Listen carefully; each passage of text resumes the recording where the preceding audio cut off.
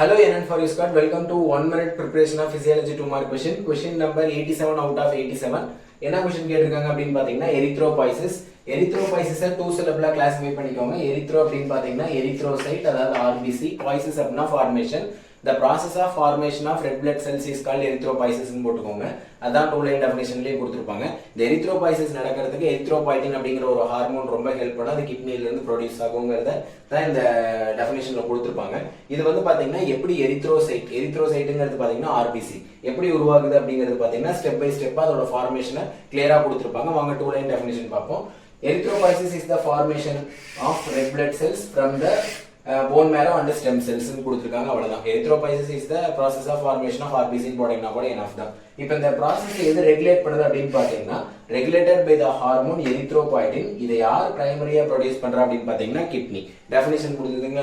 Next வந்து steps of erythropoiesis formation. First வந்து பாத்தீங்கன்னா ப்ளூரிபொட்டன்ட் ஸ்டெம் செல் தான் பாத்தீங்கன்னா நம்மளோட ரெட் பிளட் செல் மட்டும் கிடையாது, பிளட் செல் ஃபார்ம் ஆகிறதுக்கு இந்த ப்ளூரிபொட்டன்ட் ஸ்டெம் செல் வேணும். நெக்ஸ்ட் ஸ்டெப் என்ன ஆகுது அப்படின்னு பாத்தீங்கன்னா அதுல இருந்து ஒரு காலனி மட்டும் ஃபார்ம் ஆகுது.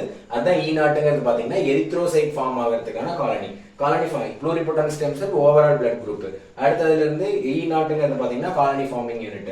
நெக்ஸ்ட் ப்ரோ எரித்ரோபிளாஸ்ட்ங்கிறது பாத்தீங்கன்னா அதாவது அந்த எரித்ரோசைட் வந்து ஃபார்மேஷன் ஆகிறதுக்கு முன்னாடி ஸ்டேஜ் ப்ரோ எரித்ரோபிளாஸ்ட். நார்மோபிளாஸ்ட்ல பாத்தீங்கன்னா 3 ஸ்டேஜ் இருக்கும்.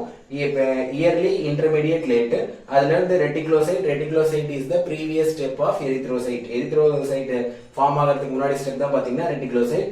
அண்ட் பாத்தீங்கன்னா லாஸ்ட் ஸ்டெப் வந்து எரித்ரோசைட்னு போட்டுறீங்க. அவ்வளவுதான், கம்ப்ளீட் ஆயிடுச்சு. ஓகே கைஸ், தேங்க்யூ ஃபார் வாட்சிங் திஸ் வீடியோ. இப்போ 87 கம்ப்ளீட்டா பிசியாலஜில இருக்க 2 மார்க்ஸ் எல்லாமே கம்ப்ளீட் பண்ணிட்டோம். 87 அவுட் ஆஃப் 87. இந்த எல்லா 2 மார்க்ஸும் வந்து பாத்தீங்கன்னா ஒரே ஷார்ட் லிஸ்ட் இல்லைன்னா வந்து ரீல்ஸும் வந்து ஷேர் பண்ணியிருப்போம். இன்ஸ்டாலே இருக்கும், யூடியூப் ஷார்ட்ஸ்லயே இருக்கும். சர்ச் பண்ணி பிசியாலஜி 2 மார்க் எல்லாமே கம்ப்ளீட் பண்ணிருங்க. தேங்க்யூ ஃபார் வாட்சிங்.